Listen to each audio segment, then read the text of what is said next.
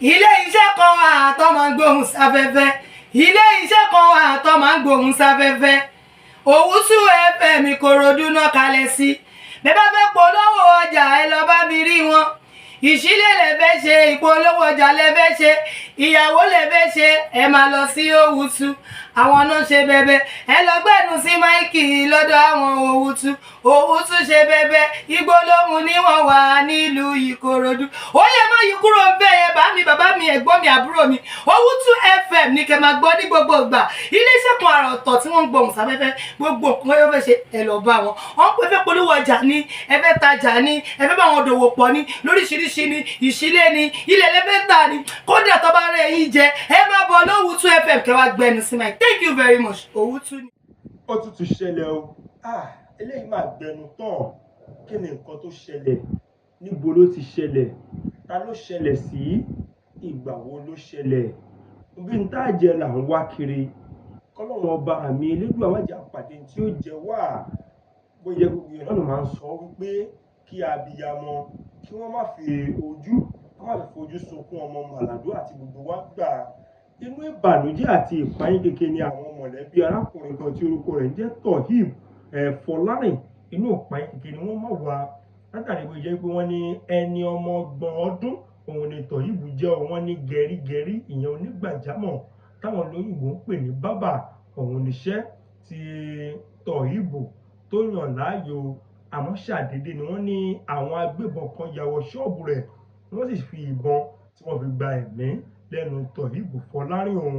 ẹ̀jẹ̀ rẹ̀ apọ́n rẹ̀ ńlẹ̀ńlẹ̀ wọ́n wá ní wípé léyìí òun ló mú kí wàhálà ò bẹ́lẹ̀ ní agbègbè ọ̀hún dé wípé ìsásókè ìsásódò mà ní àwọn ènìyàn wà ní gbogbo àsìkò tí wàhálà yìí ń ṣẹlẹ̀ lọ́wọ́ àwọn ará àdúgbò kan ní wípé ó ṣeé ṣe kó jẹ́ wípé Toheeb òun náà ọmọ ẹlẹ́gbẹ́ òkùnkùn ni tàbí jẹ́ wípé ó ní nǹkan kan tó ti bá wọn dà papọ̀ wá rí láti ẹ̀yìn wá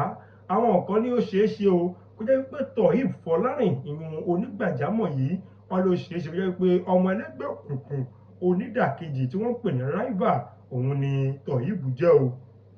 ṣùgbọ́n ká má bá òpó lọlé olóró wọ́n ní àwọn ọlọ́pàá débi tí ọ̀rọ̀ ọ̀hún ti ṣẹlẹ̀ o wọ́n ní wọ́n pẹ̀tù sáwọ̀ ọ̀hún ṣùgbọ́n gbogbo àwọn tí wọ́n ní wọ́n ń bẹ ládùúgbò wọ́n ní wọn ò fẹ́ bá ọlọ́pàá sọ̀rọ̀ bẹ́ẹ̀ ni wọ́n kọ̀ láti bá wọn níwèé ìròyìn wíjọ́ o ẹni tó wá jẹ́ alukoro ọlọ́pàá ìyún ti ìpínlẹ̀ Ògùn Ọmọlọ́lá Odùtọ́lá arábìnrin ti sọ di mímọ̀ ó ní kí gbogbo ènìyàn lọ́ọ́ rí fọkàn balẹ̀ ó ní ẹ mọ̀ fọ́ o ìwádìí tó lọ́rìn pẹ̀lú àwọn àyẹ̀wò fínífíní tó péye ó ń lọ lọ́wọ́ lórí ọ̀rọ̀ yìí láti lè rí wípé àwọn fi ọwọ́ ṣìkún òfin fi mú àwọn tí wọ́n hùwà ìbàjẹ́ yìí kí àwọn sì mọ tí wọ́n rí lọ́bẹ̀ tí wọ́n fi wà rọ̀wọ́ tí wọ́n sọ ẹni 30 ọdún tí ṣe Toheeb Fọlárìn tí wọ́n sọ di olóògbé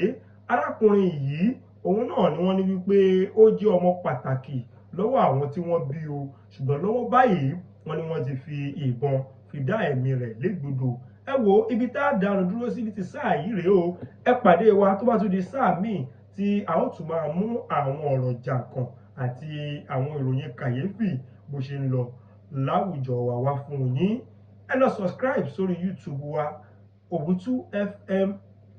Lagos òun lè fi darapọ̀ mọ́ wa tí ẹ fi máa rí tí a bá ti ju àwọn fọ́nrán ìyún fídíò sí orí ìkànnì wa o ẹ ṣeun bẹ́ẹ̀ ṣe ń tẹ́tí gbọ́ wa àwa ń lọ fún ti sáà yìí náà